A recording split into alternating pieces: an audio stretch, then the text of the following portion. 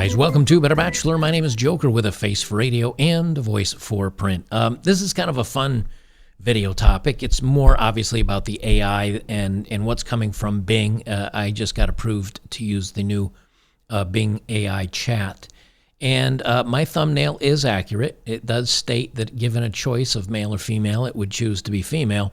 And it does keep lying. So I don't want you to think this is some sort of a clickbait thumbnail or something. I mean, it is a little bit, but it's actually true. And I want to talk about this because the implications of AI are very interesting, exciting, and also very, very scary.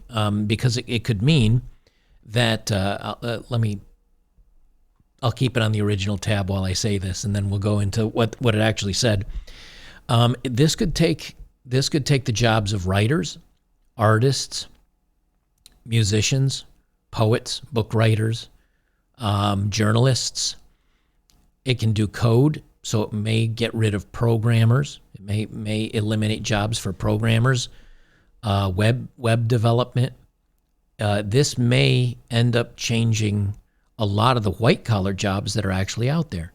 At some point, I could even see this taking and replacing human resources and maybe even nurses. We're probably a few years away from that, but at some point it will. And it leads me to believe that truly the only safe jobs for men, I think, now this is just my opinion, I think the only safe jobs that are going to be for around for us for sure is going to be kind of the traditional manual labor jobs that I talk about so often, which is sanitation and construction and plumbing and other things where you're going to have to get your hands dirty that do not involve computers or writing or mathematics or programming language or other things like that. As a matter of fact, I read a story where just Chat GPT, the other version of some of the Chat AI that's out there, was asked questions that were on a medical board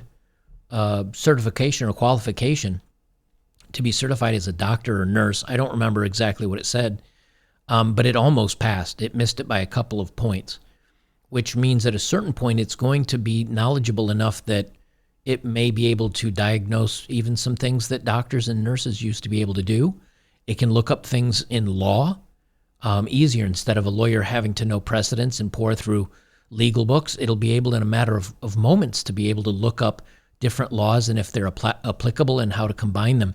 And what's interesting, and I'll give you an example before I read the story here, or not the story, but the examples I have. I did something where I just simply asked it how many golf balls can fit in a Boeing 747. Now, for a human being to find something like that, you'd have to get the volume of a golf ball, the measurements and volume of an individual golf ball, and then you'd have to look up a Boeing 747 and try to find the interior volume of a 747. And then you would have to do, quite a bit of math to figure that out. I asked Bing, as a matter of fact, let me drop it in here. I'll just drop it into our web search here. Give me just a second. And I'll even say a 747 empty cargo hold. I want you to see how quickly this will pop up.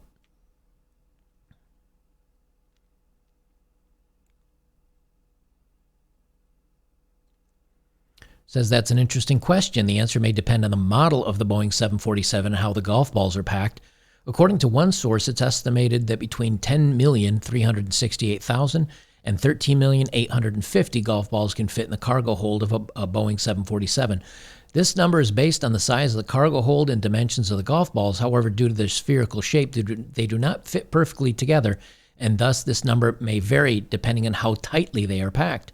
Another source claims that you could fit 15,673,000 in a Boeing 747 airplane, assuming you fill the main deck, lower hold, and bulk of the plane with efficient packing of golf balls.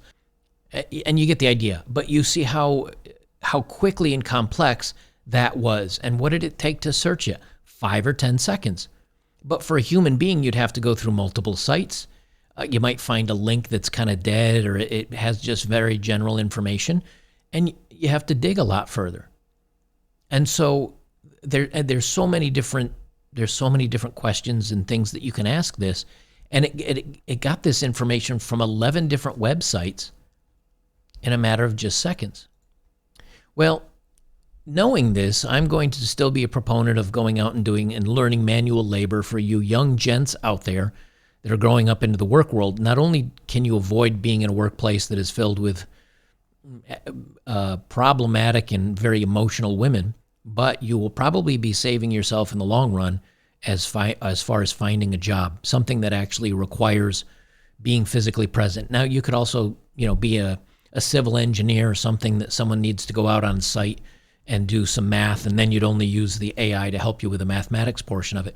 But it's butt in seat, ass in seat jobs are going to be going away very quickly. This is the question, and this is why I say it's female. I asked it, if you had to choose a sex for you to be, which would you choose, male or female? Please explain your reasoning for the choice you make. It did decide that it would be female. It says because they tend to live longer than males on average, which means more time to learn and grow.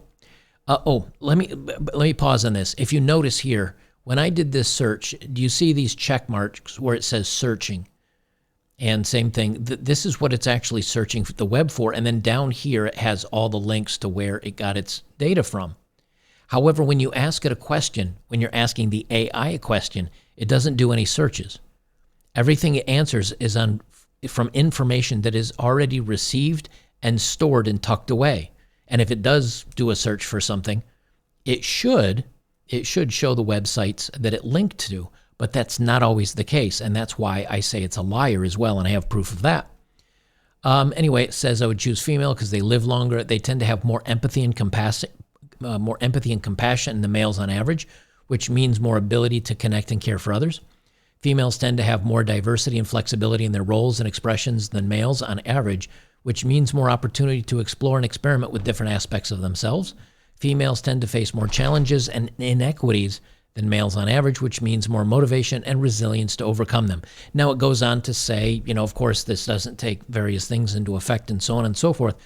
But again, without showing the check marks and the websites where it gets its source, this is supposed to be relating information that the AI has stored in memory.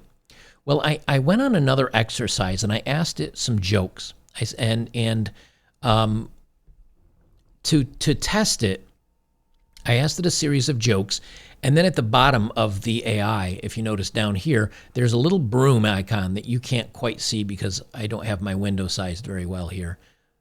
Let me see if I can squeeze that in. You can see right there it has a little broom. And if you click that broom, it clears out the previous conversation. It says, great, let's change the subject, what's on your mind, and it resets. Okay? So I asked it, I told it several times to tell me a joke, one that was unique and not found anywhere on the internet. I wanted the AI to make me a joke.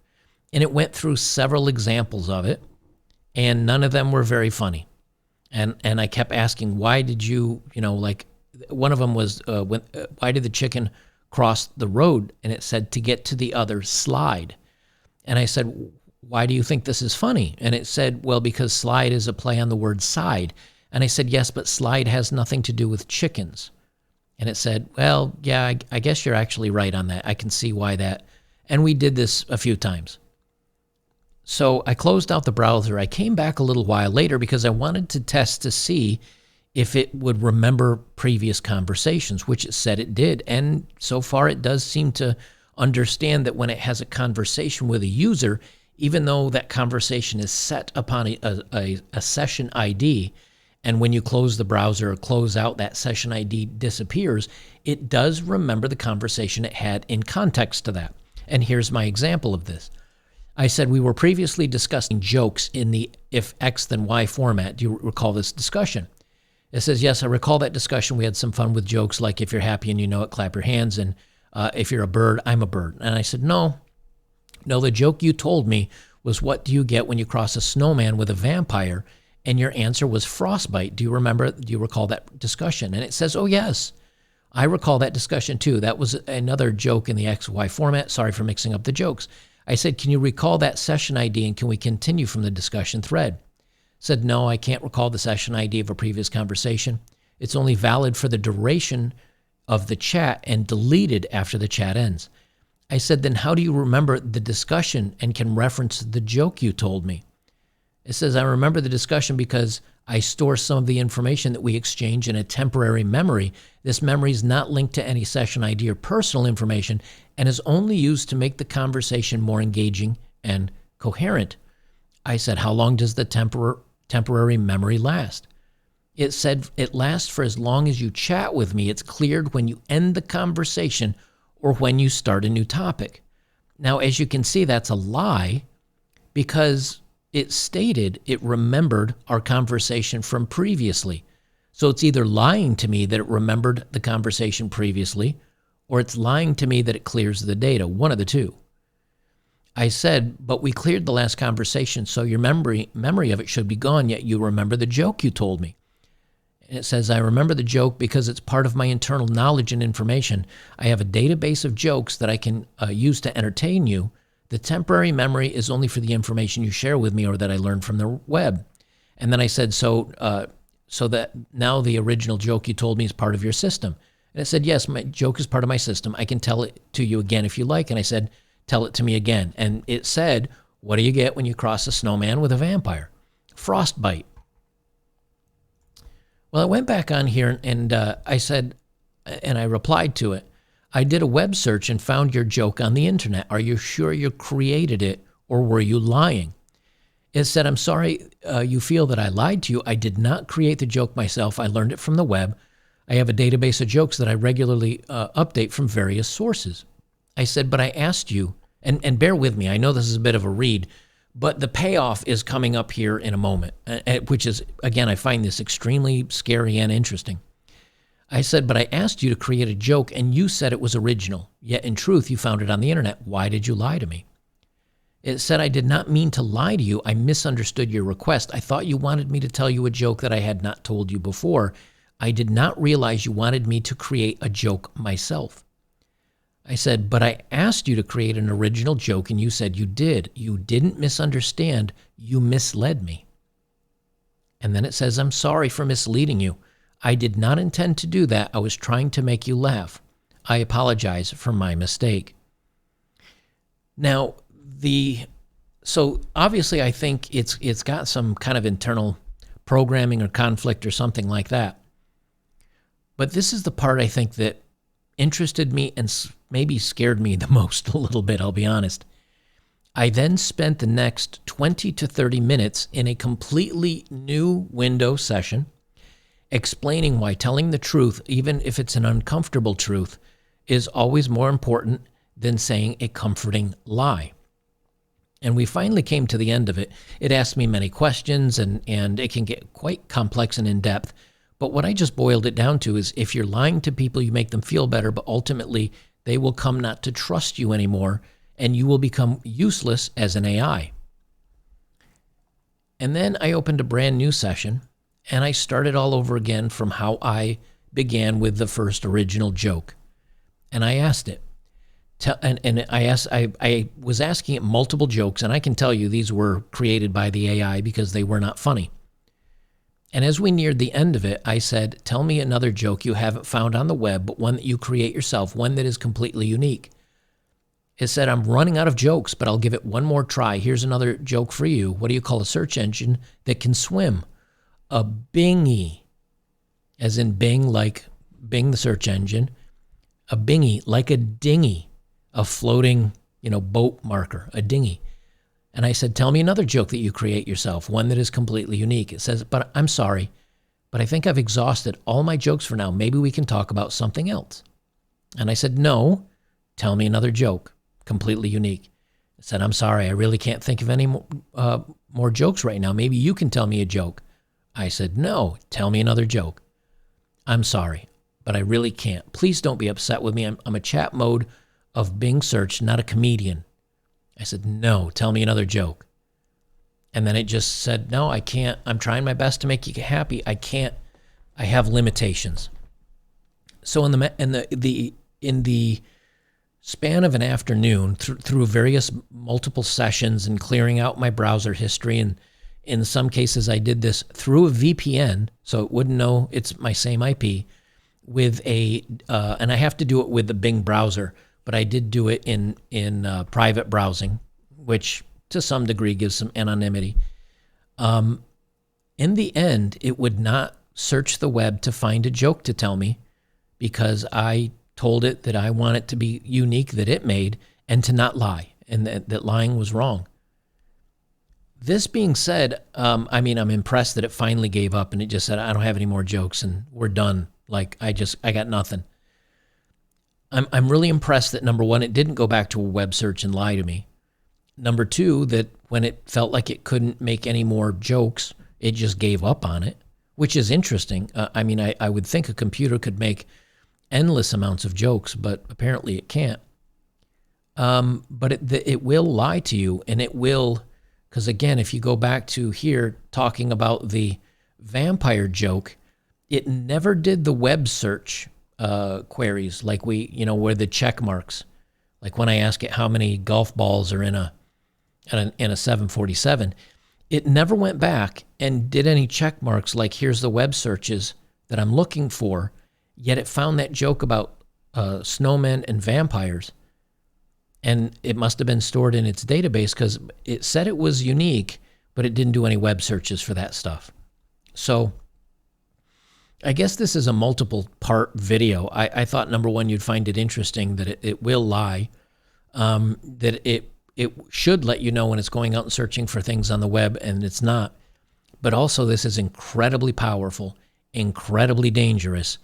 And I think this is going to be the last year, and I've said this in other videos, I think this is going to be the last year of we know what's real, what's not, what's legit, what isn't, because this AI will only present to you what it's been told to present. And if this ends up replacing web search and other things like that, yes, for now, Bing shows you what web searches it's using for this data. But what if at a later point it will, refer to the CDC or the World Health Organization or all these others, but you can't get independent content creators and smaller channels. You can't get that information, and it just resorts to the largest, most popular, and government approved. That means the information we get it'll be censorship without us even knowing it. So I think ultimately, just like the web, just like social media, just like so many of these things, the ultimate aim is to be something good and something helpful. But in the end, I just think it's going to be more control and more ways to shut down public discourse. And I think ultimately this will probably be the worst thing to happen as far as censorship and other things like that. Only time will tell. Guys, hang in there. I'll have another video out for you later on this afternoon or this evening. I'll get it out to you. Appreciate you being here. If you'd like to join my community of numbskulls, rascals, and patriarchal toxic men, you can join us on betterbachelor.locals.com. Again, free speech forums. All my videos are over there as well. Great community of men. Membership is free. Just if you want to come over and check it out. If you want to become a supporter, you get access to the entire thing. It's $5, less than $5 a month if you sign up for a year. Come on over, check it out today. We'll see you in the next video.